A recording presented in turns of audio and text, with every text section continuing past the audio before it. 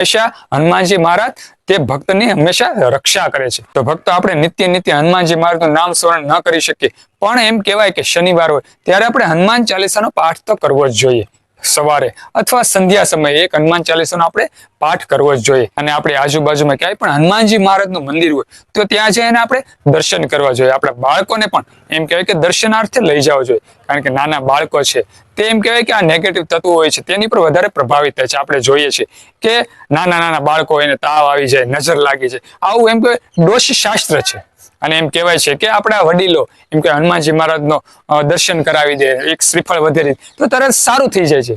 ફક્ત આ જે તત્વ છે ને તેને આપણે સંપૂર્ણપણે સમજી નથી શકતા, એટલે હંમેશા આ તત્વને બહુ જાણવાની કોશિશ ન કરવી, માણી લેવા। ક્યાંય પણ દેવસ્થાન હોય, ક્યાંય પણ એવું મંદિર હોય ત્યાં આપણે નમન અને નમસ્કાર કરી લેવું। આ ગાઢ રહસ્ય છે ને તેને આપણે સંપૂર્ણપણે કોઈ ઋષિ મુનિઓ પણ જાણી નથી શક્યા, કારણ કે આ તત્વ છે ને તે અનેરું છે અને આ તત્વનું